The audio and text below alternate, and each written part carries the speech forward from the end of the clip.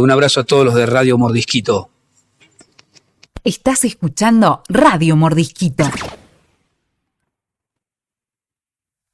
No hacemos radio, hacemos historia. Radio Mordisquito.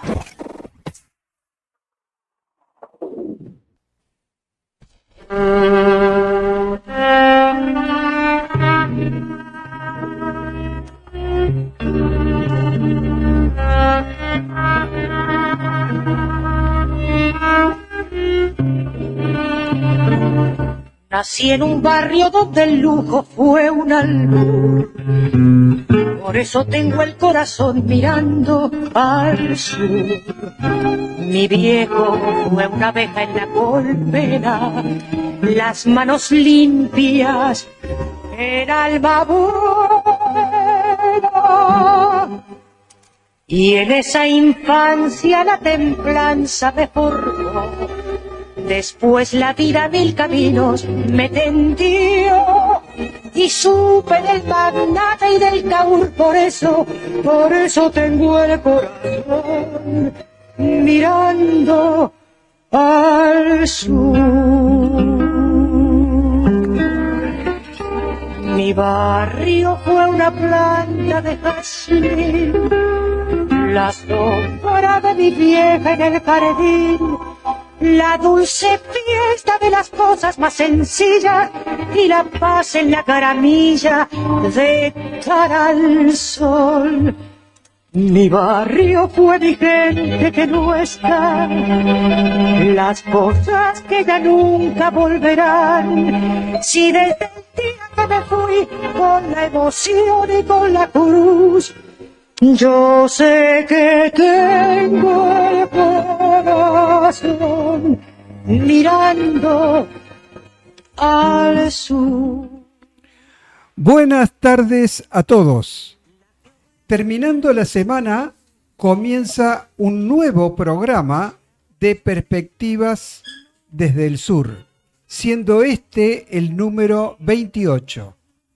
Nos reunimos Eduardo González, Luis Moyano, Miguel Re, Pancho Tamarit, Ale Franchini, Quique Lobos y Rubén Rocchietti para actualizar y buscar desenmarañar la complicada realidad nacional e internacional, además de buscar iluminar nuestra rica historia con perspectiva actual. Hoy, 18 de abril de 2025, día en el que el cristianismo celebra el Viernes Santo, también conocido como Viernes Grande o Viernes Negro, como parte del triduo pascual en el que se recuerda la crucifixión y muerte de Jesús de Nazaret. Comenzaremos con el editorial. Miguel nos va a, lo ha titulado Ludopatía. Luego continuamos con un informe de Daniel Baschetto desde Santa Fe, un informe referente a las elecciones del domingo pasado.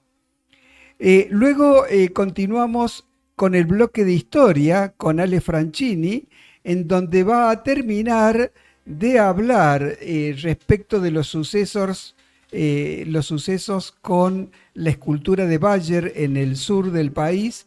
Va a terminar a hablar del anarquismo de aquella época. Luego seguiremos con Internacional, con Luis Moyano, y intercalado siempre con las rondas de mate y debate. Únete a nosotros para analizar la actualidad política con profundidad y claridad. Bueno, ¿podemos comenzar entonces, Miguel? Bueno, muchas gracias. Sí, la ludopatía es un trastorno psicológico que lleva a una persona a jugar y apostar repetida y compulsivamente. Algo que parece afectar de una manera metafórica, digamos así, al gobierno actual. En ediciones anteriores hemos planteado la posibilidad de una crisis, que advertimos la cercanía de una crisis. Sin ir más lejos, el viernes próximo pasado, el 11 de abril, mientras dábamos nuestra opinión editorial, tomamos noticia de dos hechos importantes. El índice de 3,7% para la inflación y el anuncio de la banda cambiaria que es una modificación del régimen cambiario. Aparentemente uno de los últimos conejos en la galera. El juego o la apuesta financiera parece como un vicio del gobierno. La apuesta en el famoso carry trade, que los economistas afines al gobierno promueven, tiene el aspecto de una apuesta mezclada con un esquema Ponzi, ¿no es cierto? Y como en las crisis del adicto, el gobierno se dedica a hurgar billeteras. En este caso, la del Fondo Monetario Internacional, el BID y el Banco Mundial. Que si bien algunos de estos préstamos estaban previstos para la realización de obras de infraestructura, desde el gobierno se anunció que no se van a llevar a cabo esas obras, sino que todos los créditos estos se van a usar para fortalecer la posición del Banco Central y para controlar el valor del dólar. Se ha anunciado el cambio de régimen como el comienzo de una banda cambiaria, que de alguna manera es un eufemismo para ocultar la devaluación y cierta libertad en el juego del carry trade. Hemos tenido una evaluación relativamente pequeña en la primera semana, pero el gobierno ya dijo que él no va a intervenir hasta que el valor del dólar, digamos así, toque los extremos de la banda. Con lo cual se libera de hablar de devaluación, porque en realidad no se puede tomar un valor concreto para comparación. También la apertura del cepo es otro intento de ocultar la devaluación, entusiasmando a la clase media con la posibilidad de la compra de moneda extranjera ahora a través de los depósitos bancarios, ¿no es cierto? O sea, no se puede comprar divisa extranjera por ventanilla en los bancos, sino a través de depósitos bancarios. La justificación de Milei para estas medidas a través de un discurso que fue vacío de contenido se complementó con una entrevista realmente exótica otorgada al periodista Alejandro Fantino, con una duración de más de 4 horas, llena de procacidad, pero sin valor argumental, sin justificación, sin explicación de por qué ahora vamos a ser felices. Las condiciones que el Fondo Monetario ha impuesto son las tradicionales, las de siempre. Reforma laboral, reforma previsional, privatizaciones y paritarias pisadas. Francos, el jefe de gabinete, promete concretar estas reformas luego de las elecciones, esperando que la suma de diputados o de legisladores que alcancen el PRO y la Libertad Avanza sean suficientes para aprobar las medidas. Esta promesa implica una conversión de la nación argentina en una colonia de Estados Unidos, en algún sentido parecido a lo que se llamó el sexto dominio, y por lo tanto atado a un futuro del país de Estados Unidos, un futuro que en este momento aparece como dudoso, dado que bajo la presidencia de Trump, Estados Unidos pretende recuperar un rol hegemónico que ha perdido, algo extemporáneo, dado que las condiciones del mundo han cambiado en estos años y que eventualmente promete una crisis ya a nivel mundial. En ese sentido, la promesa de Franco nos suena un poco aventurada, y es como que este gobierno defrauda a dos bandas, hablando de bandas. Defrauda al pueblo prometiendo felicidad y en una de esas defrauda a los prestamistas prometiendo reformas que no va a poder realizar. Por suerte ha habido expresiones en oposición a esta propuesta de vasallaje. Tenemos las expresiones del gobernador Kicillof, del gobernador Quintela y de la presidenta del Partido Justicialista, Cristina Fernández, que desnudan el engaño al que se nos pretende someter. También podemos considerar como un paso en el sentido de la unidad la disposición de la presidenta del PJ de apoyar la propuesta del gobernador Kicillof en lo que hace a el desdoblamiento de las elecciones en la provincia de Buenos Aires, y dando a entender que da lugar a una especie de negociaciones directas y sin intermediarios entre las dos personas con más relevancia dentro de esa provincia. De todas formas, pensamos que es necesaria una convocatoria amplia, una convocatoria amplia con sectores políticos, organizaciones sociales que estén comprometidos con el destino de nuestra nación como nación soberana. Nuestro viejo dilema o nuestra vieja contradicción, patria sí, colonia no. Bien, bien. Muchas gracias Miguel. Vamos a abrir inmediatamente la primera ronda de mate y debate respecto de los temas planteados en el editorial.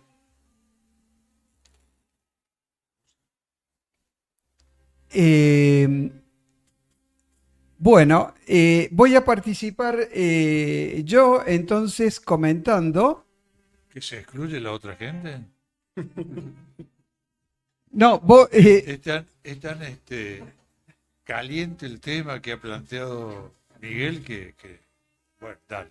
no, adelante, comenzá. No te, no me di cuenta que ibas a participar. Simplemente es digamos, lo que está comentando Miguel va en línea con lo que hemos más o menos dicho siempre, vinculado a que este es un plan que está hecho y expresamente para un saqueo, y no para que se reactive la economía, sino para que siga aplastada y el gran negocio lo hagan los grandes jugadores de bolsa y los grandes jugadores de... Esto es un juego que es gravemente sistemático en la Argentina, porque no es el primer gobierno que lo hace. Sí, de la Rúa y la crisis del 2001 se debió a exactamente lo mismo. Las crisis que tuvo Macri en el 2018 son exactamente lo mismo. De modo tal que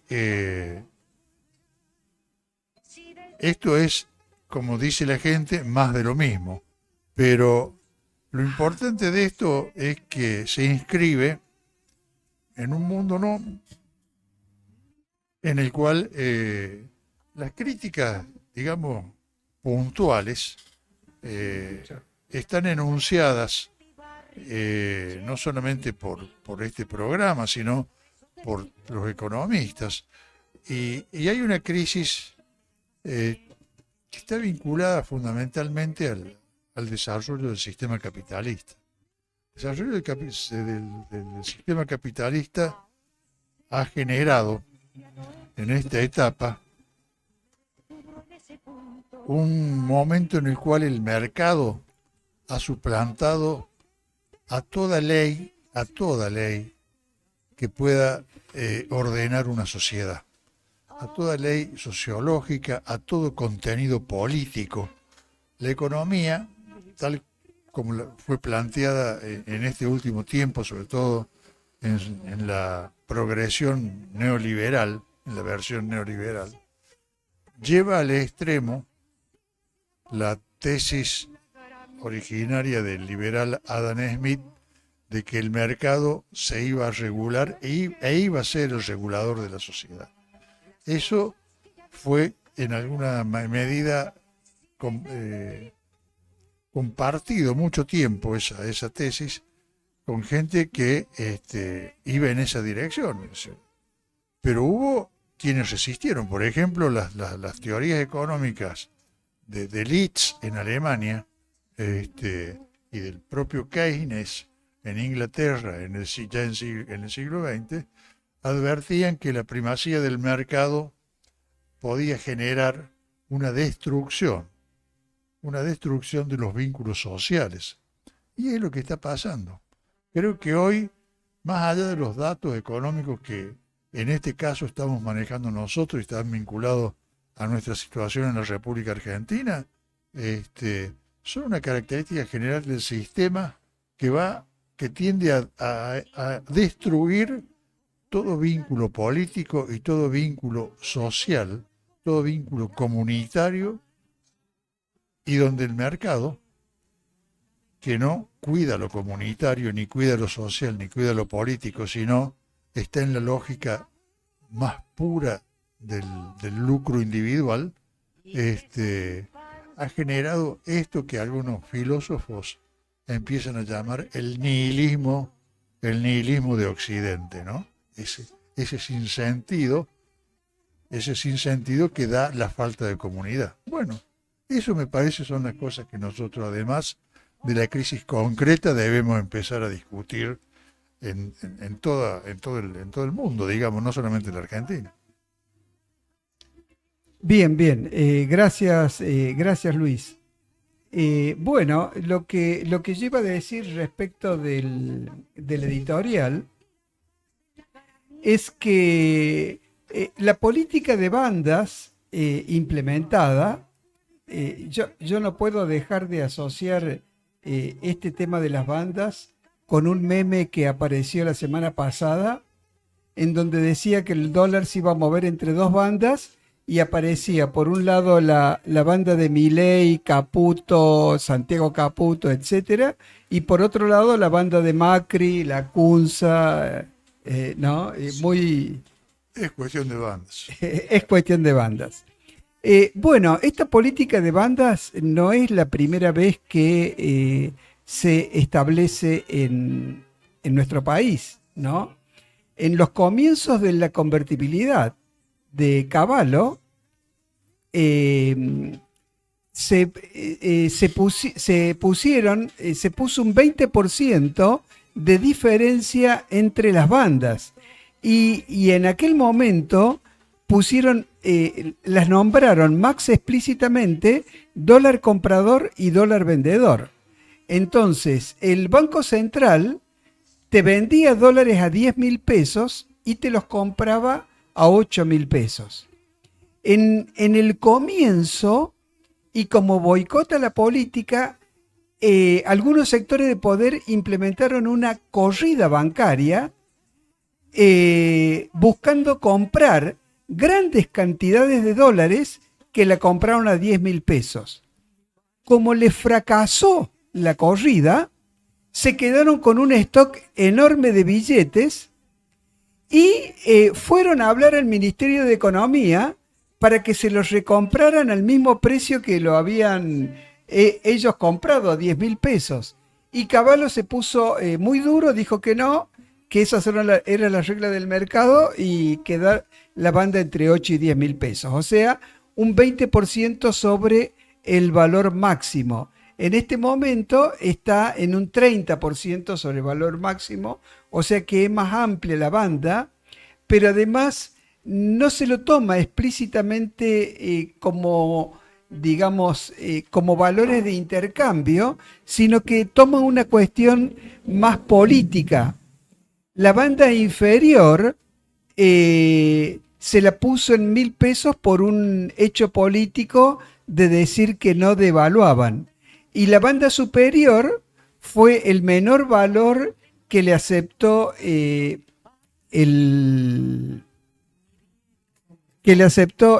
FMI, ¿no? Este tema de tener un dólar barato y más barato aún que la semana pasada beneficia las políticas de carry trade.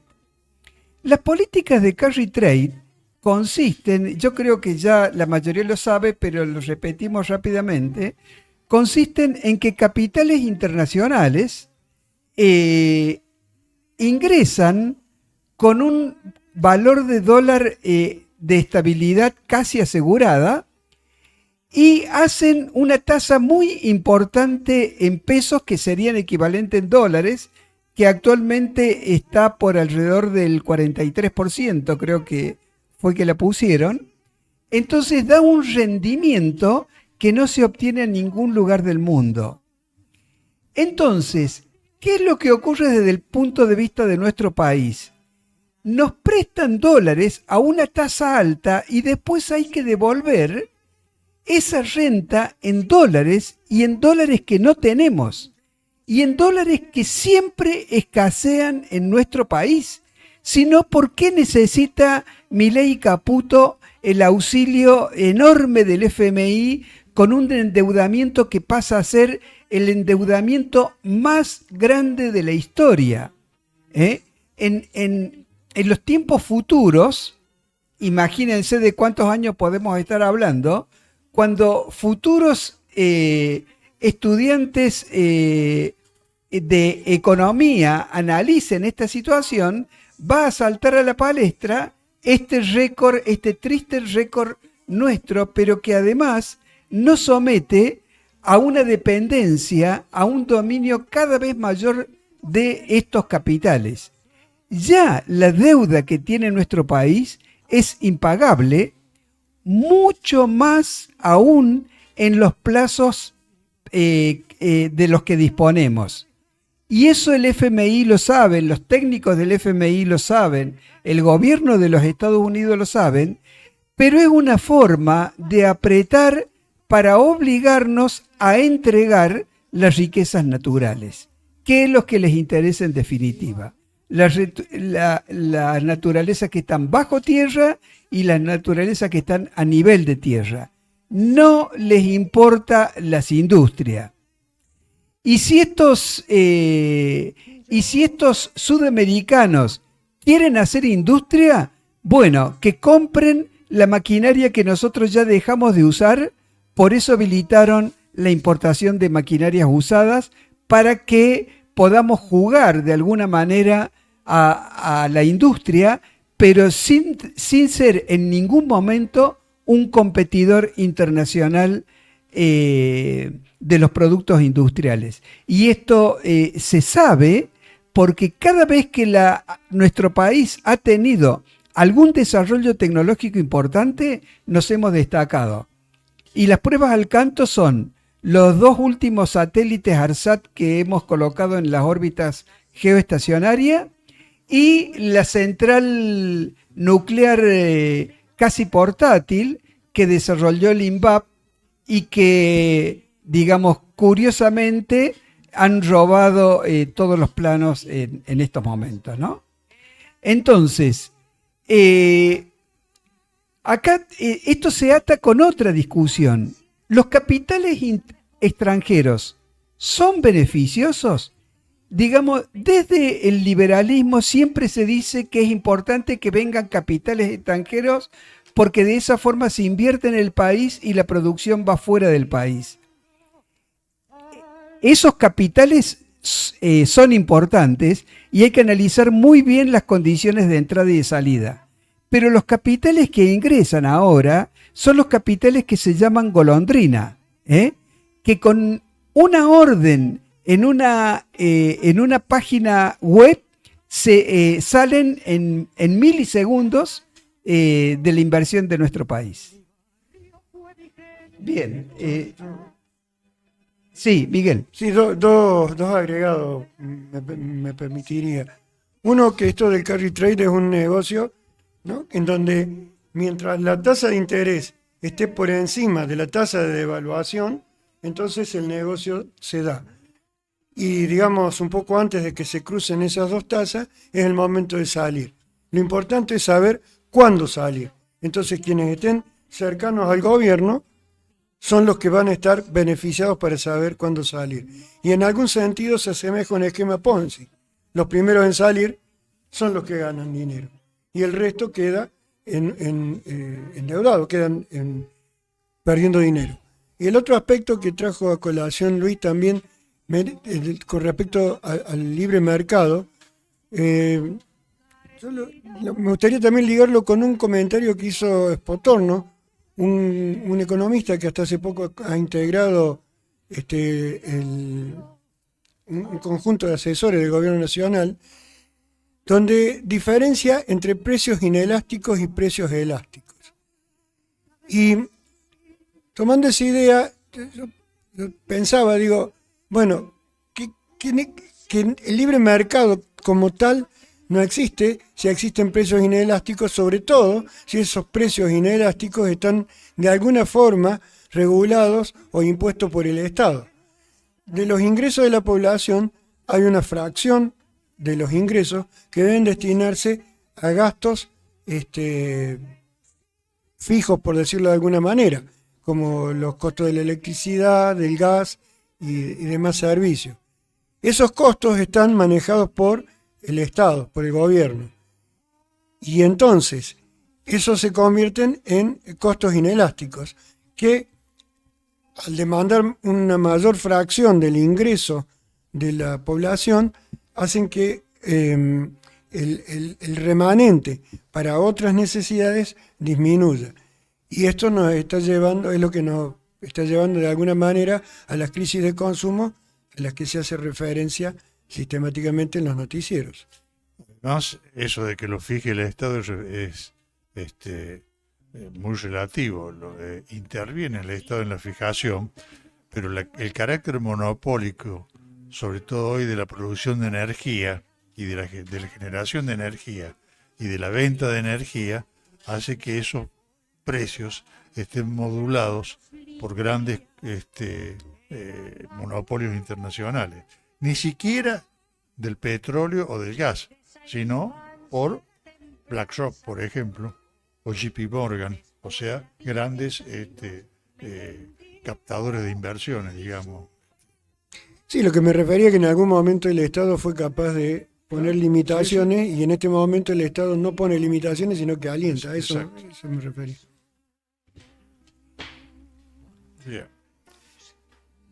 Bien. Bueno, muchas gracias por la participación. Nos vamos a un intervalo musical. Estás escuchando Radio Mordisquito.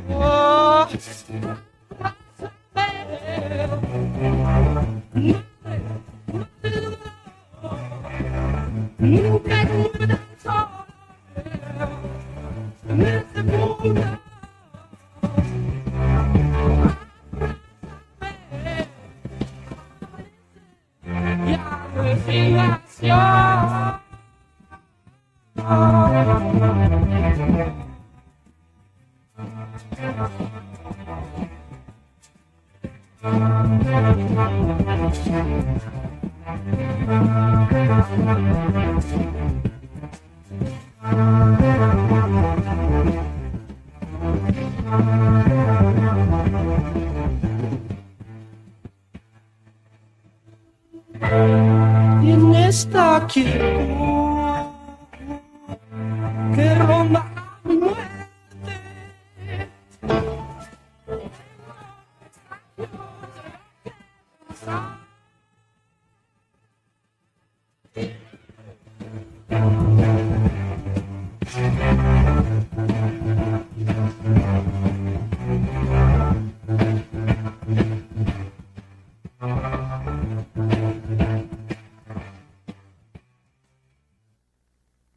No hacemos radio, hacemos historia. Radio Mordisquito.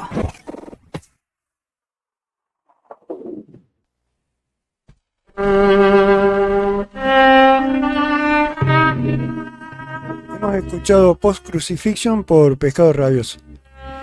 Bueno, nuevamente en el aire. Antes de continuar, te hacemos un pedido. Si el contenido del programa te interesa, puedes hacer clic en me gusta. Esto nos ayuda mucho. También, si presionas el botón de suscripción que está abajo y activas la campanilla, no te perderás futuras ediciones de este programa y los de Multimedia Mordisquito. Vamos ahora con un informe del compañero Daniel Baschetto desde Santa Fe. Quiero aclarar que no es en vivo, sino que es un informe grabado que fue realizado esta mañana. No hacemos radio, hacemos historia. Radio Mordisquito. En primer lugar, lo más importante, ¿cierto?, es marcar que hubo una concurrencia a las urnas a votar muy disminuida, ¿no?, respecto de las elecciones en 2023. Muchos santafesinos no se sintieron convocados para participar en esta instancia y no concurrieron a votar. Aún así, los datos pueden indicar algunas cosas, pueden darnos algo para pensar. En primer lugar, el oficialismo, es decir, el gobernador Charo al frente de el frente que ha conformado ya tiempo con el socialismo y el PRO y obviamente la Unión Cívica Radical, llegaba a esta instancia con las mayores posibilidades de alzarse con una cómoda victoria. Esto por varias razones. En primer lugar, porque llega como líder indiscutido del Partido Radical, que está alineado sin mayores disidencias en toda la provincia y que además cuenta con un poder institucional y territorial notable, ¿no?, una hegemonía importantísima. Pensemos que prácticamente, si no me falla la memoria, hay 14 senadores que pertenecen al radicalismo. Eso antes, el Senado había sido un baluarte del peronismo, pero en las elecciones de 2023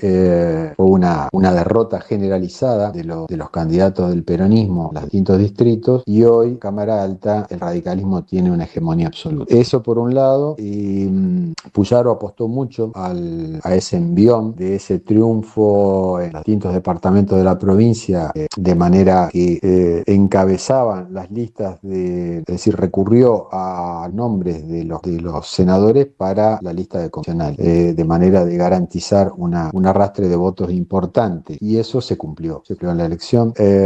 Solo en uno de los departamentos fue ganador un candidato de la Libertad Avanza y en dos, después en todos los otros ganaron los candidatos de la lista oficialista. Esto es importante señalar y ratifica esa supremacía. Por otro lado, Puyaro confiaba en el apoyo, digamos así, del poder real, es decir, él ha gobernado claramente en sintonía y buscando el apoyo del poder económico real de la provincia. Cuando decimos eso me refiero fundamentalmente a las empresas del núcleo agroexportador, de los puertos privados del sur, de Timbú, esa Villa Constitución, pasando por San Lorenzo y Rosario, de la Bolsa de Comercio de Rosario, de la Cámara Aceitera, Cámara de Exportadores, ¿no?, totalmente del sector agroindustrial, y de la sociedad rural, ¿no?, donde hay una sintonía en la medida en que ven con buenos ojos las políticas del gobierno nacional, por lo menos a nivel macroeconómico. Después, bueno, hay críticas puntuales, por supuesto, como es el caso de los sectores sojeros y exportadores con el tema de las retenciones, que son conocidas por todos, pero en general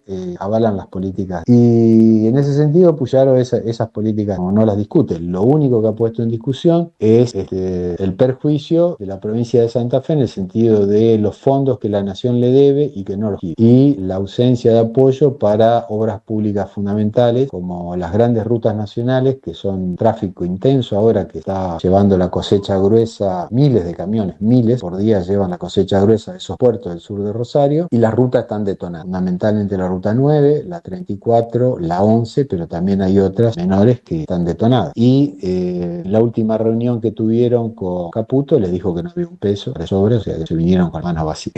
Por el lado del peronismo, ¿qué te puedo decir? El peronismo está directamente en un estado lamentable, con una división muy pronunciada, disidencias internas y conflictos internos muy fuertes. Cristina intervino muy poco tratando de alinear a todos en una lista única encabezada por el senador Marcelo Lewandowski, Rosario, pero no se pusieron de acuerdo y no le hicieron caso. Entonces, al no ponerse de acuerdo, se formó ahí un grupo de orgas, cuales estaban algunos senadores, un grupo de intendentes y presidentes comunales, pequeños, pero bueno, son los pocos que ganaron las elecciones en 2023, el sector de Rossi, la Cámpora y el movimiento Evita. Todos ellos son los que están compartiendo la conducción del PJ provincial, pero Marcelo Lewandowski no entró en esa, no arregló, quedó afuera y por lo tanto fue por afuera. Había sido el más votado dentro del peronismo en el 2023 con prácticamente 30% de los votos, 500.000 votos, y confiaba en que una parte significativa lo iba a acompañar, pero sus previsiones no se cumplieron y sacó menos del 9% de los votos esta vez, así que es uno de los grandes derrotados o perdidosos en esta elección. En cambio, el peronismo oficial eligió una estrategia de poner a su frente a alguien, una figura nueva, que no es peronista, Juan Monteverde, de Ciudad Futura, y bueno, de alguna forma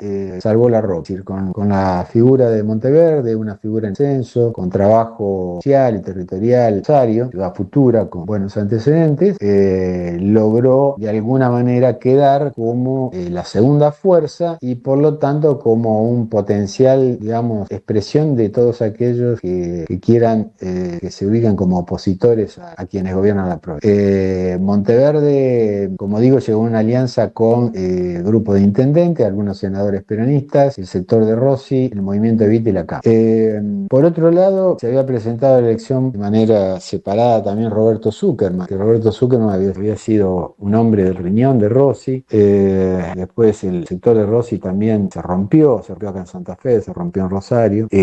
Algunos buscaron otros horizontes y Zuckerman se presentó con el Partido País y le fue muy mal. En Rosario había tenido había competido en la interna con Monteverde y había estado muy cerca de ser el candidato intendente. Perdió por muy poco con Monteverde, pero ahora lo que se evidencia es que los votos no se pueden, los candidatos no son los dueños de los votos, no se pueden llevar los votos a cualquier lado, ¿cierto? Me parece que hubo un voto útil de aquellos que quisieron votar opositor, que votaron a Monteverde, también los sectores, llamémosle así, progresistas y algo del peronismo, y otra parte del voto opositor al oficialismo en la provincia se lo llevó a Amalia Granata, que sin embargo que repitió de alguna manera su elección de 2023, pero quedó en cuarto lugar, por debajo de La Libertad Avanza. El otro gran derrotado es Mayoraz, La Libertad Avanza, que quedó en tercer lugar. Y bueno, el escenario es que, como síntesis, es que Puyaro ganó ampliamente por 20 puntos aproximadamente, lo vamos a ver bien cuando termine el escrutinio definitivo.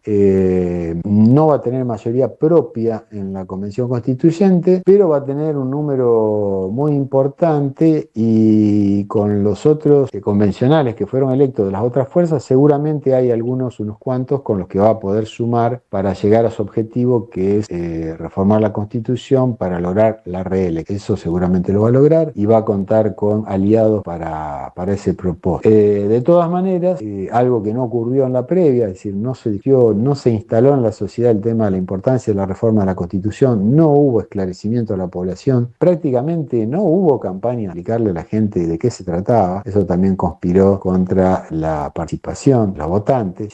Fue un voto en un clima de gran apatía y desinterés, ¿no? En ningún momento se discutió, no se hizo carne en distintos ámbitos de la sociedad la importancia de una reforma constitucional provincial, y en eso, bueno, tuvo mucho que ver que Puyaro no le interesó y el peronismo no quiso, no supo o no pudo. Entonces tenemos una elección en un clima de frialdad, de escaso entusiasmo, casi nulo, pero donde de alguna manera se revalida que el frente formado por Puyaro y de alguna manera el poder territorial que tiene, institucional, quedó revalidado en las urnas, y el peronismo sigue en la búsqueda, ¿no? En la búsqueda de un esquema que le permita reordenarse, reagruparse Hay heridas profundas, hay enconos que impiden y bueno, muy lejos, ¿no? Es decir, muy lejos de poder aspirar a competir, a disputar el poder en la provincia. Así que bueno, de todas maneras, un dato positivo, la Libertad Avanza quedó relegada, se refleja de alguna manera el desgaste o la desilusión de sectores que lo votaron a Milei por la mala situación socioeconómica, por digamos, el ajuste, las dificultades para llegar a fin de mes, etcétera. Eso ya se empieza a notar y por eso la Libertad Avanza tuvo un resultado magro y muy lejos del triunfalismo de Círculo. Una cosa que no dije, pienso que ya ustedes ya lo saben, pero de todas maneras para reafirmar lo que está pasando. Una campaña completamente desideologizada, despartidizada, es decir, los partidos políticos no existen prácticamente, sino que en los afiches y en las redes lo que se vota es una persona y un eslogan, ¿no? Es decir, se compra un producto y las consignas son, bueno, acá tuvimos un candidato a concejal que le fue muy bien, que está alineado con el Cachi Martínez, que está con Massa, y que hizo la campaña, por ejemplo, porque es profesor, es conocido mío, es un profesor joven y da clase en algunos colegios en un barrio popular acá del norte de la ciudad y en el Castañeda, el Instituto Castañeda, un instituto de profesorado privado, con el guardapolvo blanco, diciendo, bueno, por la educación y esto y aquello, y planteando el tema el problema del transporte en la ciudad, o sea, temas muy, muy concretos, muy sentidos por la gente, pero aunque competía en la interna peronista, digamos, en ningún momento ninguna alusión al peronismo, y ni siquiera aparecen los símbolos partidarios en los fiches en ningún lado, no figura, no existe. Es una cuestión de pegar un tema sentido, un tema que, bueno, Puyaro hizo campaña con el tema de la inseguridad, que bajó de manera importante la violencia en Rosario y los homicidios, ¿no? Homicidios en Rosario, está de loco, todos los días había homicidios por la disputa de las bandas narco, bajaron drásticamente. Él dice que es por su política de seguridad a lo Bukele, pero nosotros creemos que porque algún tipo de arreglo ha hecho con las bandas, ¿no es cierto? Porque si no es difícil que pueda parar esa violencia, ¿no? Simplemente recurriendo a mayor presencia de gendarmería o cosas. De hecho, eso ya existía antes, no alcanzaba ni servía para nada. Pero bueno, él apeló a eso, a una gestión ordenada, digamos, a un alineamiento con el gobierno nacional en algunas cuestiones, ¿no? Y el peronismo realmente se encuentra desaparecido y despreciado. El kirchnerismo no existe. Hay grupos, ¿no? Pero el kirchnerismo como identidad política es piantabó, es muy piantabó. Ahí queda un resto de kirchneristas, pero cuando arman una lista y se presentan, les va muy mal. Acá a nivel local les fue muy mal. La Cámpora es incapaz de poder presentar una lista que pueda tener una posibilidad competitiva en ningún lado. Por eso siempre terminan entrando en ese tipo de alianza, como la hicieron atrás de Monteverde, pero ni siquiera ahí eran, digamos, las fuerzas. Tiene mucho más peso Rossi en Rosario o el movimiento Evita que la Cámpora. Pero bueno, así que el tema de la despartidización, la disolución de los partidos políticos que quedan meramente reducidos a meras máquinas electorales para épocas de elecciones, es un fenómeno. Y además, el peronismo acá no existe como partido desde el punto de vista de la vida del partido, que está cerrado prácticamente y vacío la mayor parte del año, sin ningún tipo de iniciativa, sin ningún tipo de actividad. Es tremendo. Bueno, compañeros, podríamos hablar mucho más. Por el momento no quiero irme tan largo, es lo que les puedo contar. No hacemos radio, hacemos historia. Radio Mordisquito.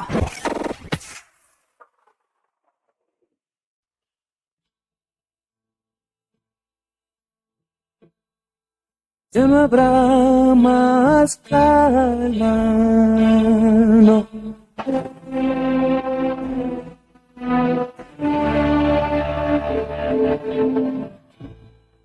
Ya empezó el final. Recuerda que sos mi amigo y que no me perderás.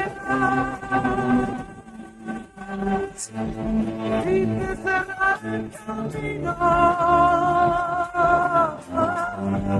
por decirlo que verdad, pero nunca estarás solo, porque a ti no voy.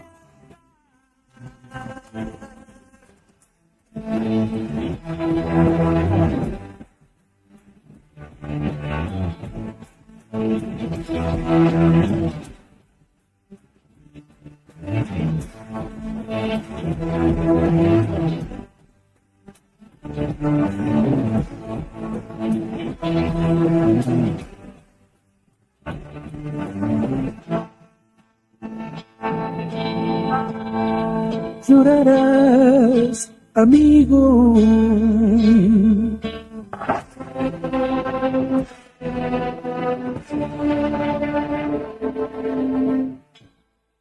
Y me buscarás.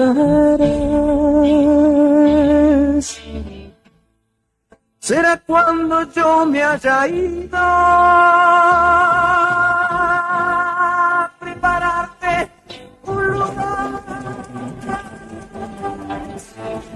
Pasando todo el tiempo y ya no me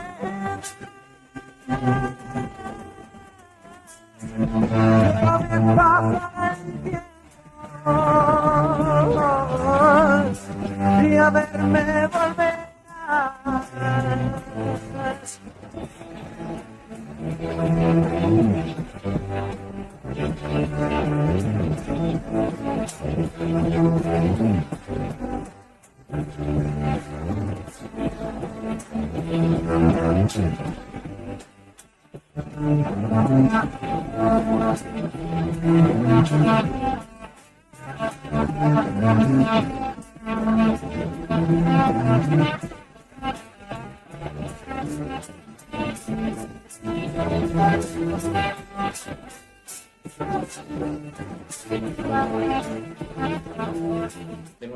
Búscanos en Facebook como Multimedio Mordisquito.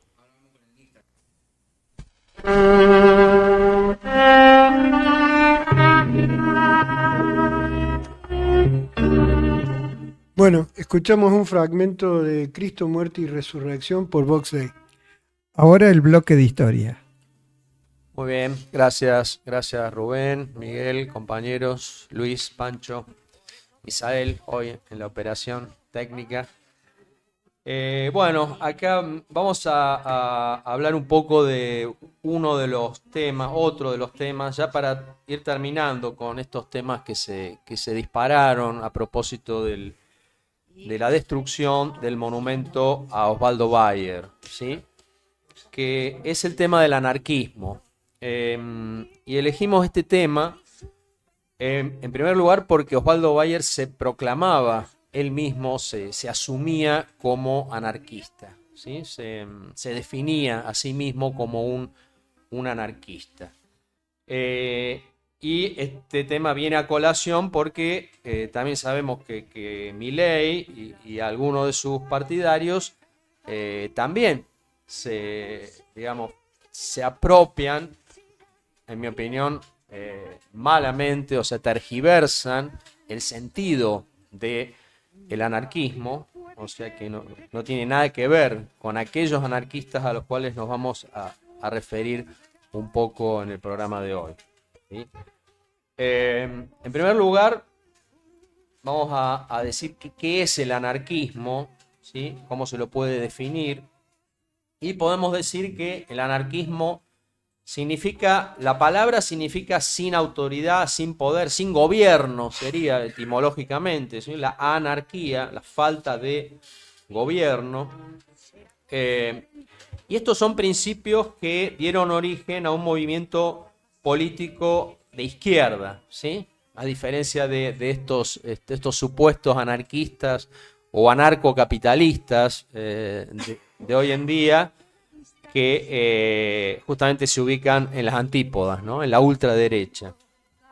Decíamos que nace en Europa a mediados del siglo XIX, es una de las ideologías que surgen en esa época, y sus máximos referentes teóricos, podemos mencionar a Bakunin, a Proudhon y a otros, ¿sí? Filósofos que combatían el capitalismo, ¿sí? Hay otra diferencia flagrante con estos supuestos anarquistas de hoy.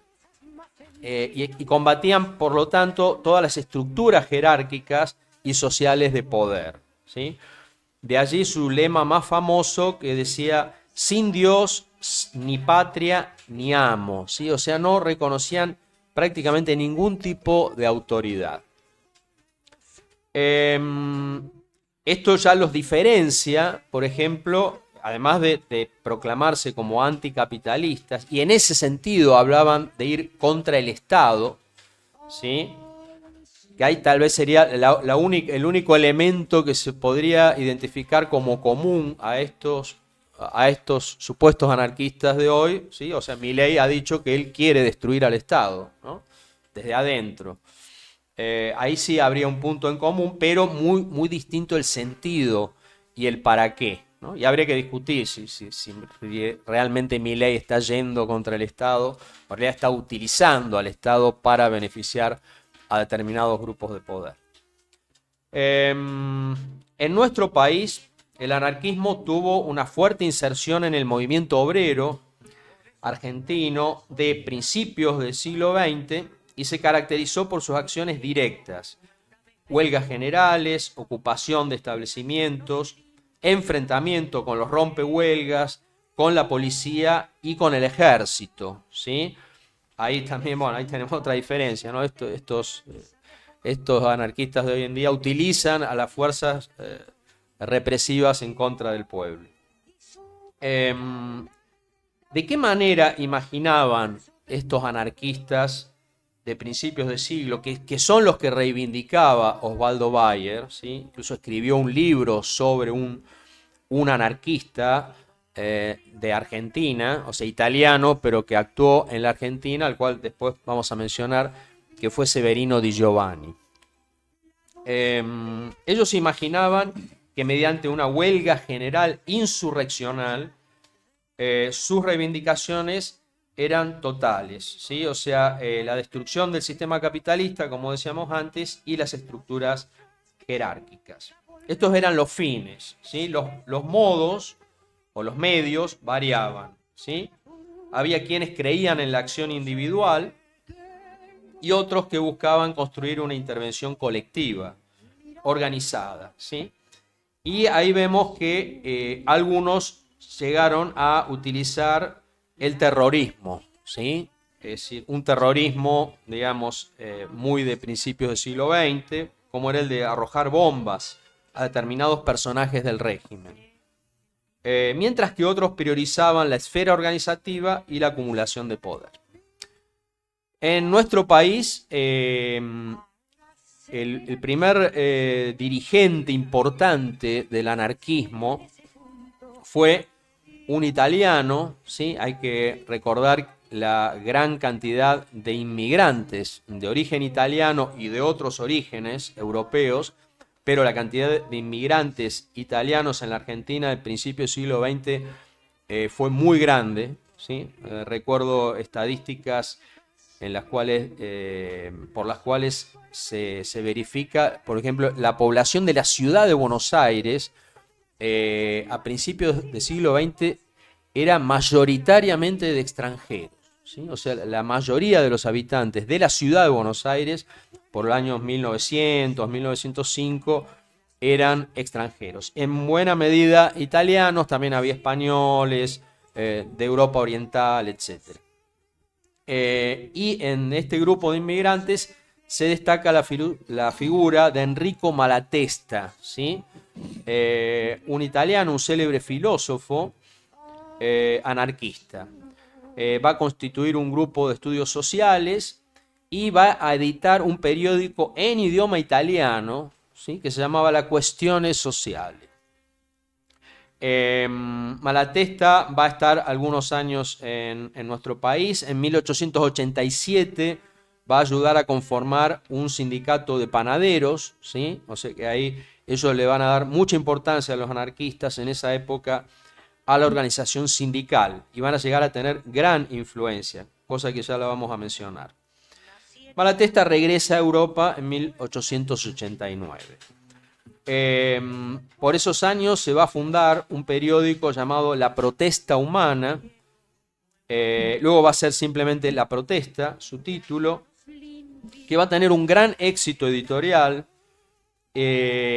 a nivel mundial, ¿sí? Se considera que fue el diario, porque llega a ser publicado diariamente, incluso con 2 ediciones diarias, matutina y vespertina, y en el mundo no se conoce otra publicación anarquista que haya tenido tanto éxito y tanta edición, llega a tener muchos miles de ejemplares diarios editados. Ahí llegamos a la fundación de la Fora, ¿sí? La Fora fue una central sindical, una de las primeras centrales sindical, creo que la primera central sindical, si no me equivoco. El 25 de mayo de 1901 se va a celebrar el Congreso Fundacional de la Federación Obrera Regional Argentina, que eso significa Fora, que era una central claramente identificada con el anarquismo, incluso proclamada así abiertamente, como anarquista. En la época de la Revolución Rusa, de octubre de 1917, va a tener una gran repercusión en la Argentina, ese hecho histórico, la Revolución Rusa, y tanto la actividad anarquista, socialista y sindicalista, que era otra vertiente, ¿sí?, del sindicalismo justamente de aquella época, va a tener obviamente una gran influencia. Los anarquistas se vieron muy entusiasmados en los inicios del proceso revolucionario ruso, pero pronto van a pasar a una actitud expectante y crítica. Ya hacia 1920 los anarquistas habían tomado distancia de la política de Lenin, salvo un pequeño grupo al que se denominaba anarco-bolchevique. Los anarquistas de la Fora en la Argentina van a rechazar la dictadura del proletariado, ¿sí?, uno de los principios del marxismo-leninismo, en su congreso de 1923. Van a tener una actuación muy destacada durante la llamada Semana Trágica de 1919, ¿sí? La Semana Trágica fue una huelga de los obreros metalúrgicos, de los talleres metalúrgicos, en la ciudad de Buenos Aires, que se proclama el 3 de enero de 1919 y ya el 7 de enero se convierte en una huelga general, ¿sí?, que va a tener su epicentro en los talleres metalúrgicos Bacena, ¿sí?, uno de los talleres más importantes de ese momento de la ciudad de Buenos Aires, reclamando reivindicaciones salariales, descanso dominical, reducción de la jornada, etc. Y ahí van a actuar grupos paramilitares, ¿sí?, para romper esa huelga, para destruirla. La tristemente célebre Liga Patriótica Argentina, que eran claramente antisemitas, xenófobos y defensores de los valores conservadores. Van a perseguir y asesinar a dirigentes obreros, anarquistas, pero también a cualquiera que pareciera extranjero. Otro hecho de esa época, estamos en los finales del primer gobierno de Hipólito Yrigoyen, va a ser el hecho de la Forestal en el Chaco, ¿sí?, donde también la Fora anarquista va a tener un protagonismo importante, proponiendo distintas medidas de acción. También fuertemente reprimidas esas huelgas de la Forestal. Y llegamos a la Patagonia Trágica, que le hemos mencionado, otro de los trabajos de Osvaldo Bayer, ¿sí?, dando a conocer estos hechos trágicos de Santa Cruz de 1921, donde también los anarquistas van a tener mucho protagonismo y, como sabemos, esas huelgas van a ser muy duramente reprimidas por un regimiento comandado por el teniente coronel Benigno Varela. El saldo fue de 1.500 obreros y líderes sindicales fusilados, y ese hecho va a ser vengado. Por eso Bayer titula a su libro como Los Vengadores de la Patagonia Trágica. Un anarquista alemán, Kurt Gustav Wilkens, en 1923, o sea 2 años después, en el barrio de Palermo, va a cometer un atentado por el cual muere el teniente coronel Varela.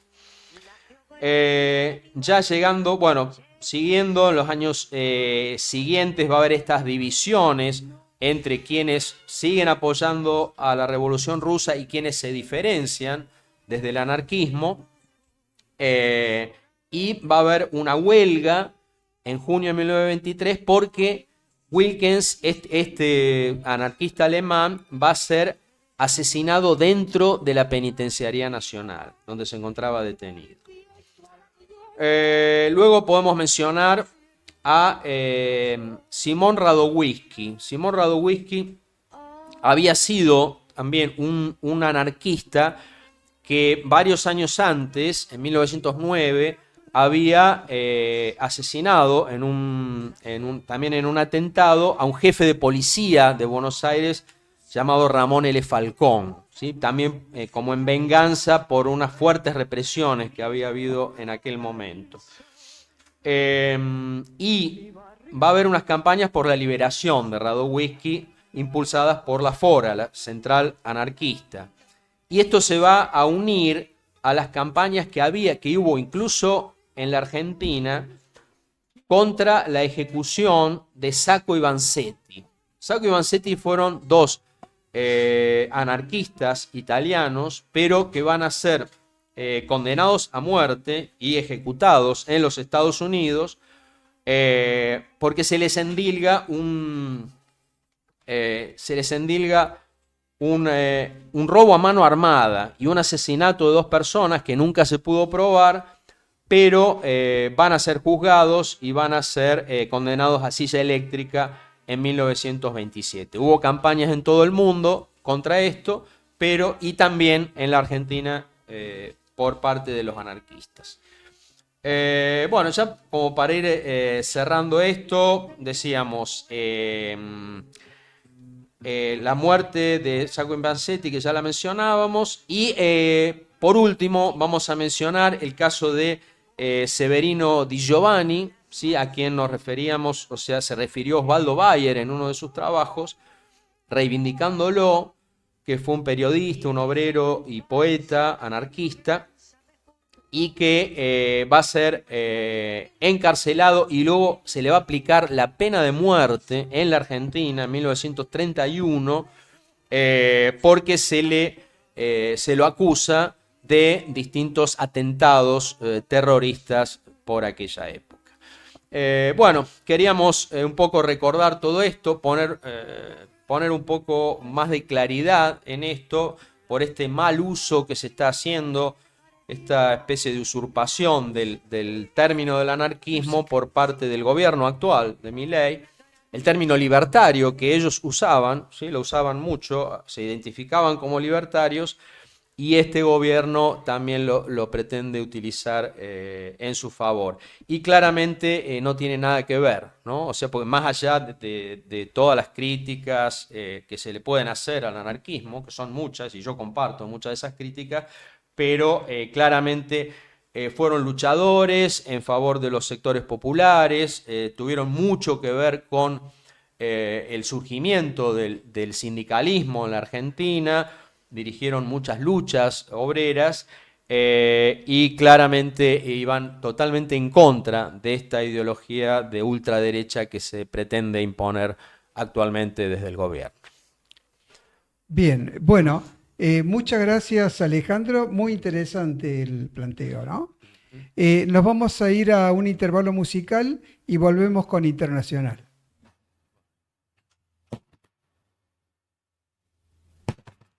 Dijo una voz popular: ¿quién me presta una escalera para subir al madero, para quitarle los clavos a Jesús, el Nazareno? Oh, la saeta, el cantar al Cristo de los gitanos, siempre con sangre en las manos, siempre por desenclavar.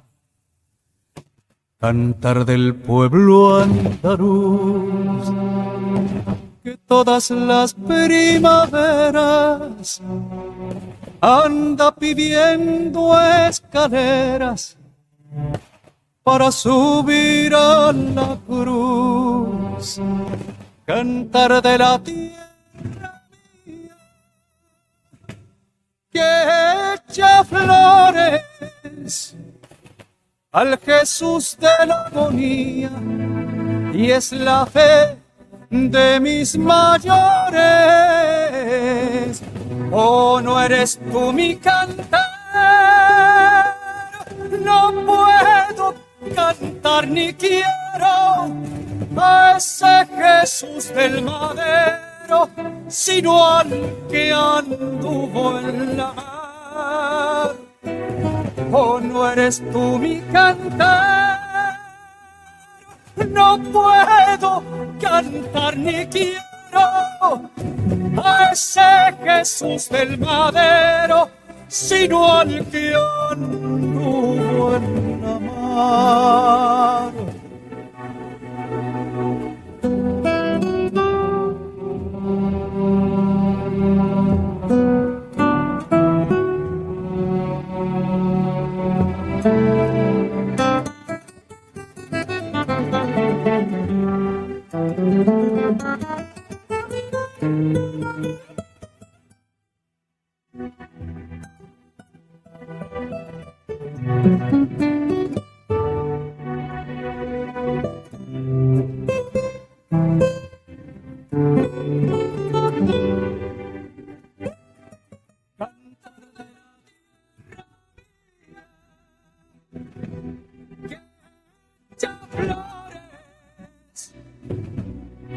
Jesús de la agonía, y es la fe de mis mayores.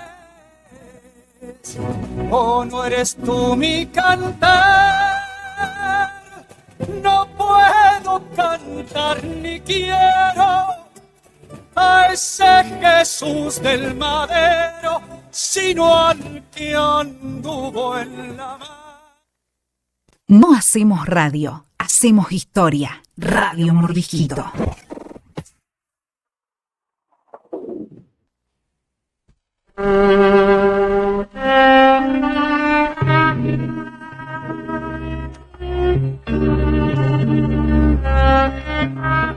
Bueno, hemos escuchado la saeta en esta versión de Jairo.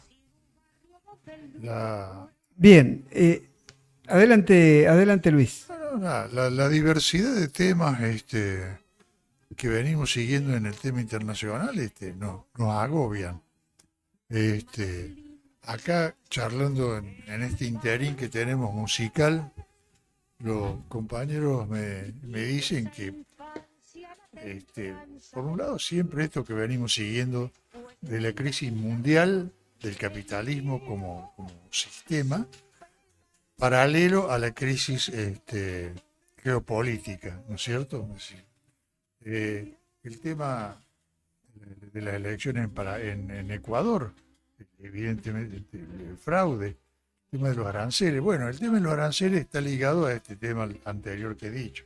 Sí, la guerra o la cuestión geopolítica, si quieren denominarla, el Papa Francisco la denominó que estamos en la Tercera Guerra Mundial, dice el Papa.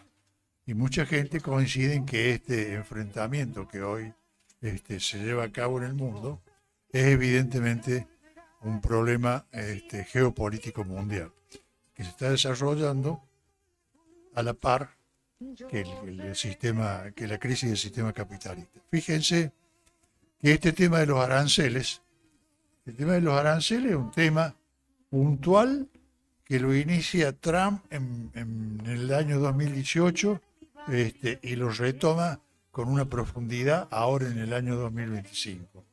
Ahora, el problema con China de los Estados Unidos no proviene de esta época, fíjese que China y Estados Unidos establecen una alianza estratégica así en la década de los 70, cuando las visitas de Kissinger y de Nixon a China consolidan una relación en la cual se puede cifrar el despegue económico de China a partir precisamente de la colaboración científica, tecnológica e inversiones de Estados Unidos. Ahora, nosotros nos preguntábamos en el primer bloque esas inversiones que vienen, y explicaba bien Rubén, que las inversiones que vienen no son para producción, son básicamente para especulación, basado en lo que hemos dicho todo, y Miguel lo reiteró, una diferencia entre la tasa y el precio del dólar, ¿no es cierto? Entonces vienen, ponen los dólares a una tasa alta y se los llevan. No, en China hubo condiciones para la inversión del capital estadounidense. Condiciones de transferencia de tecnología, de formación de personal y de traslado de patentes. Que es de alguna manera y en chiquito lo que hizo el general Perón cuando trajo en el año 54-55 a la Kaiser, que vino después del derrocamiento, pero bajo las condiciones que había fijado Perón, y la Fiat que trajo el brigadier San Martín. Es decir, con la inversión se autorizaba, pero con transferencia de patente, transferencia de tecnología y formación de personas. Esa es un poco la base del despegue chino. Pero en ese momento esa confluencia se da por una cuestión geopolítica. El enemigo principal de Rusia, de China y de Estados Unidos en ese momento era Rusia, era la Unión Soviética. Y en esos años 70 se consolida esta alianza económico y geopolítica en función de enfrentar realmente a la Unión Soviética, donde Estados Unidos y China veían como sus principales enemigos. El derrumbe de la Unión Soviética en 1989-91 hace que por primera vez comience en la Casa Blanca una visualización directa de China, mucho más incisivamente viéndolo como un enemigo. ¿Por qué? Porque entre 1975, 76 y 1991 China había pegado un despliegue económico y militar que empezó a asustar al Pentágono y a grupos de intereses en Estados Unidos, que en Estados Unidos fueron llevados adelante por Bush padre y por su principal secretaria de Relaciones Exteriores, que fue Condoleezza Rice. La caída del anterior general que ejercía las funciones de ministro de Relaciones Exteriores, el general Powell, se debe exclusivamente a la visión sobre China. La visión sobre China de Powell era de que todavía podía seguir siendo aliada, todavía. Y Condoleezza Rice decía que no, que a partir de ese momento China era un enemigo y era el principal enemigo derrotada a la Unión Soviética, que se iba a oponer a la concepción de dominio estadounidense que surge con Bush a partir del 1999 y que se consolida en el 2001 después de los ataques a las Torres Gemelas, de los cuales todo el mundo sabe o discute por lo menos si no fue un atentado autoinfligido para poder desarrollar ese despliegue bélico que hizo Estados Unidos, sobre todo en Oriente, en Irak, en Irán y en Afganistán. Quiero decir entonces que la visualización de China como enemigo de los Estados Unidos es desde hace más de 25 años, 25 años. Hoy el episodio de los aranceles es un episodio más de esa guerra y de esa visualización. Y todo el mundo sabe, en la última noticia que tenemos, que Trump ha suspendido a todo el mundo los aranceles exorbitantes que había puesto a 75 países con el fin de poder negociar. Pero resulta que si ustedes leen los titulares de los diarios estadounidenses de la semana pasada, el Financial Times, el Washington Post, el New York Times, hay prácticamente un despliegue de líneas en contra de los aranceles de Trump y diciéndole cómo el mercado, que es para ellos el verdadero el mercado y la bolsa de Wall Street, ha hecho temblar la decisión de Trump. Y hoy hay algunas noticias, algunas versiones, de que Trump ha dado orden de empezar a pensar si se sigue con la profundización de estos aranceles. Por lo pronto ya hay una lucha interna entre sus propias gente, entre Musk y Navarro, Peter Navarro, que es un economista fundamentalista y que es el principal gestor de estos aranceles. Hay una lucha terrible. Ustedes saben que Tesla perdió toda la semana pasada un palizón en la bolsa de Wall Street. Y el ejecutivo de Nvidia, ha viajado a China precisamente porque es el principal, es decir, los aranceles lo perjudican en sus exportaciones a China de semiconductores y de productos tecnológicos, ¿no? Sí, Rubén. Permitime agregarte algo a esta situación con la que se enfrenta Trump. La bolsa perdió centenares de miles de millones de dólares de descapitalización, ¿no? Eso no pone contento a los capitalistas de Estados Unidos, se imaginan. Pero además no ocurre solamente eso. Todos los aportes, los fondos de pensión de los trabajadores estadounidenses que no tienen jubilación asegurada como tenemos nosotros en nuestro país. La FJP que teníamos nosotros. Exactamente, tienen estos fondos de inversión que invierten en Wall Street. Las mayores inversiones son en Wall Street, parte en bonos del tesoro, pero una parte importante en acciones. Entonces, ellos ven concretamente que los ingresos mensuales se les van a reducir un porcentaje acorde a cómo baja la bolsa. Y esos son votos en contra para Trump, ¿no? Por supuesto. Llevar adelante el plan que se propone Trump, primero de Estados Unidos y demás, necesita el acompañamiento de una clase social, de una burguesía industrial real, que hoy no existe en los Estados Unidos, porque fue desmantelada aproximadamente desde los años 70 y pico, 80, hasta la fecha.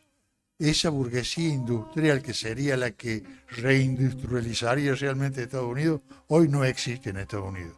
Hoy la burguesía que manda en Estados Unidos es el capital financiero vinculado a los grandes lobbies financieros y a BlackRock, a los bancos que decíamos el otro día, la banca Rothschild, qué sé yo. O sea que es muy incierto y muy fuerte la batalla en los Estados Unidos. Bien, gracias Luis. En relación a lo que vos decías de China, me hizo recordar y me gustaría citar parte de una conferencia de Xi Jinping respecto de la relación con las empresas chinas, ¿no? Decía en una parte, China tiene una economía vibrante, pero el capital jamás estará por encima del pueblo. No es el mercado quien dicta el rumbo en la nación, sino que lo es el partido y la planificación estatal. Acá los empresarios no gobiernan, obedecen. No hay espacio para las oligarquías, que en otros países saquean la riqueza común. El socialismo no significa ausencia de mercado. Significa que el mercado sirve al bienestar de la sociedad, no a los bolsillos de unos cuantos. Es lo que decíamos al principio. Gobierna la política y la sociedad y no el mercado. Exactamente. Exactamente. Bien, bien. Muy interesante. Estamos abriendo la ronda de lo que estuvo mencionando Luis. No sé si... Yo simplemente quería señalar cómo por ahí la información está dirigida, o en fin, hay algo que hace que no nos enteremos de determinadas cosas. Estamos últimamente, sí, acá en la Argentina, de temas internacionales se habla de Trump y esto, bueno, todo este tema que estuvimos hablando y de las... bueno, no sé cómo calificar las sandeces que suele decir Milei, Pero, por ejemplo, yo la verdad no me había enterado, hace más de una semana se realizó la reunión de la CELAC. La CELAC es la comisión, perdón, sí, los estados latinoamericanos y del Caribe, ¿sí? Una reunión muy importante, o sea, la CELAC está integrada por 33 países latinoamericanos y caribeños, se reunieron en Honduras, ¿sí? Una reunión a la que fueron 30 presidentes de América Latina y el Caribe. Los únicos que no asistieron a esa reunión fueron Milei, el presidente de Paraguay, que ahora no me recuerdo el nombre, y el presidente de Nicaragua, Daniel Ortega. Y el resto, o sea, una reunión importantísima donde se hablaron todos estos temas. Obviamente también lo que acaba de hablar Luis, el tema de aranceles de parte de Estados Unidos. Y demás, un gran protagonismo de Lula. Y yo me enteré viendo un canal francés que transmite en español y le dieron una gran cobertura a esto. Es más, una semana después siguen hablando de esa reunión y otros medios, o sea que en realidad sí se informó en muchos lugares del mundo, se le dio la gran importancia que tienen este tipo de reuniones. Y acá en la Argentina prácticamente no nos enteramos, ¿sí? O sea, yo le envié un mensajito al grupo nuestro y acá Rubén me dice, bien, no figura en ningún lado ese tema, no figuró en la agenda nuestra cuando es un tema de crucial importancia, ¿no? Bueno, yo lo estuve buscando, no lo encontré. No lo encontró, o sea, y basta por ahí prender un canal internacional y ahí sí está la información. Bueno, hay que decir que Europa también sesga, porque ellos publican y le dan publicidad porque en ese momento en la CELAC se discutió fundamentalmente los aranceles. Si se hubiese discutido la unidad latinoamericana en función de lo que fue el UNASUR, por ejemplo, ellos hubieran tenido sus dificultades y no se hubieran informado así. Hoy, en este contexto de guerra global, discutir los aranceles es discutir prácticamente o meterse en el problema geopolítico mundial, ¿no? Claro, totalmente. Y bueno, nada, y ahora justamente la presidencia de ese organismo pasa a Colombia, ¿sí? O sea que Gustavo Petro, el presidente de Colombia, pasa a tener un gran protagonismo, que ya lo tuvo en esta conferencia. O sea, me parece que son temas que también hay que mirar y hay que prestarles atención, porque aparte, bueno, este ninguneo de parte del gobierno argentino a estos temas y a este tipo de reuniones que realmente, bueno, nos aísla de algo importantísimo y muy necesario para nuestro país como para toda América Latina. Eso simplemente quería señalar. Bien, ¿alguien quiere agregar algo más, Miguel? No, sobre este tema no. Yo me reiteraría y no vale la pena eso. Sí, sobre los temas anteriores, si hay un mínimo espacio. Sí, adelante, está abierto a los temas. No, porque a mí me interesó el informe de Bacheto sobre las elecciones en Santa Fe. Me pareció interesante y al mismo tiempo preocupante. Hacía vuelo de pájaro las distintas versiones o fracciones en las que se dividió el peronismo no superarían el 30% de los votos emitidos, más o menos me da ese número. El otro aspecto que, digamos, no por sorprendente, pero no deja de llamarme la atención, es la coalición que apoyaron, ¿no? El socialismo, el PRO y la UCR.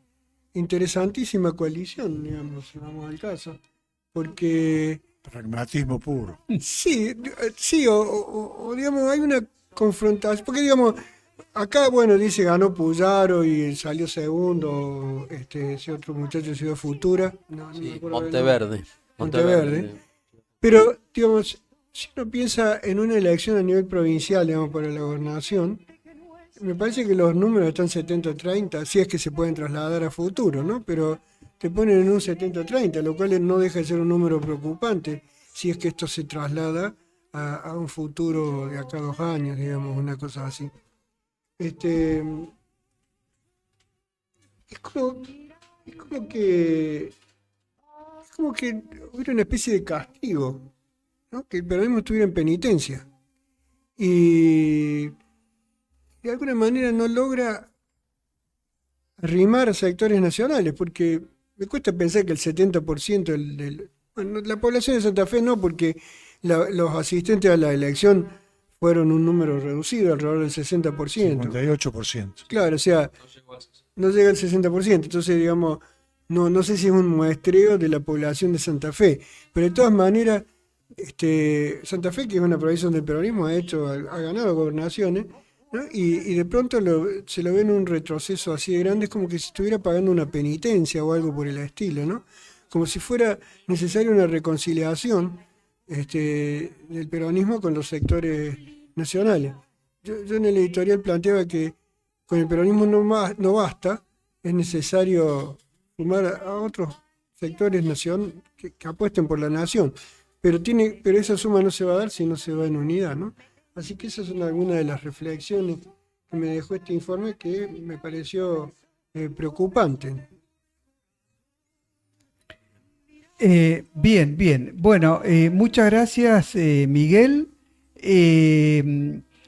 Creo también de que debemos tocar en algún momento, si bien no hay ninguna claridad todavía sobre lo que ocurrió, pero las elecciones de Ecuador del fin de semana pasado, para mí representan claramente un fraude. Cuando venían en las encuestas cabeza a cabeza, caer un 11% es algo que está más allá de lo razonable, ¿no?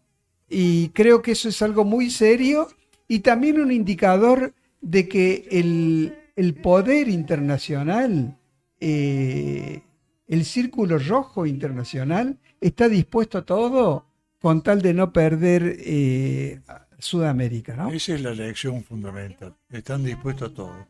Es decir, han renunciado incluso a decir o a defender formalmente la democracia.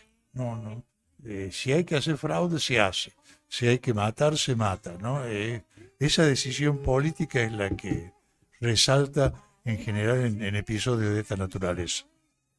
Bueno, que quizás es repetición de hechos anteriores. Cuando las cosas no van bien, como el lema de Chile, como es como por la razón o por la fuerza, algo por el estilo, pareciera ser. Bien, bueno, entonces llegamos al final de esta ronda de Mate y Debate. Sí, a mí me gustaría también hacer una mención a lo que contó Alejandro, ¿no? Primero, si yo entendí bien, porque en historia soy bastante desconocedor, esta historia es casi contemporánea con Roca. Bueno, arranca desde ahí, pero es, más o sí, menos, sí. muy incipientemente, sí. ¿No? O sea, de La fines época. del siglo XIX. Sí. ¿No? Interesante eso, interesante que fuera la inmigración la que tomara. Fue un fenómeno inmigratorio. Sí. Igual que no empieza con Roca, ¿no? También hay que aclarar. Ya venía de varios años Sí. antes el fenómeno ¿Qué cosa? inmigratorio. La inmigración, en no, pero Argentina, digo, sí. pero las corrientes políticas me refiero. Sí, claro, exacto.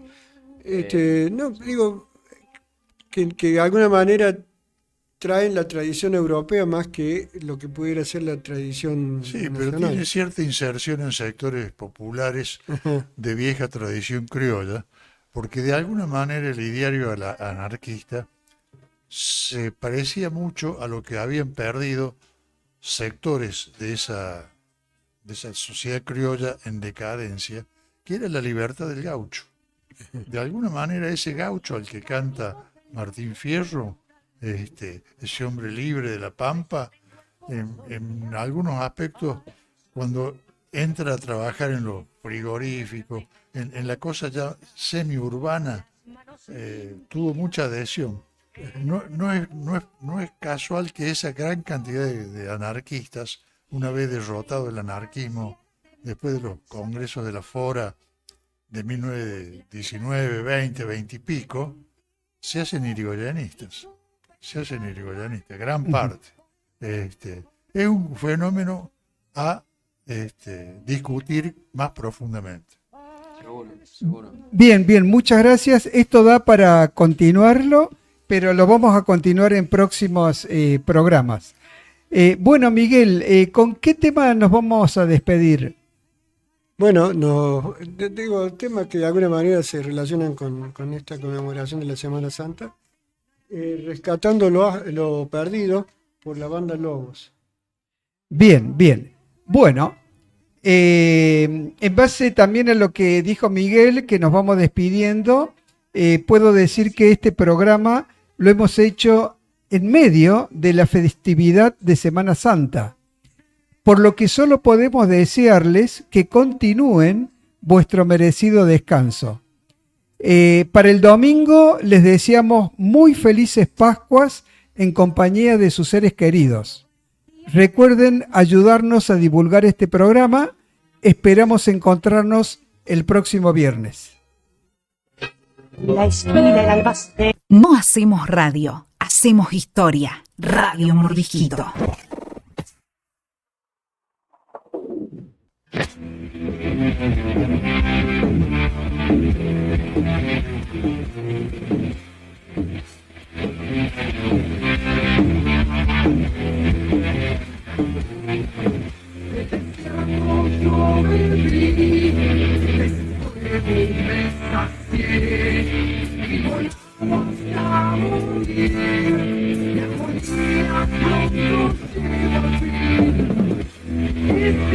Me atraviesan, me hieren sin cesar, no me dejan seguir, no me dejan vivir, sé que pronto partiré. Estoy solo en este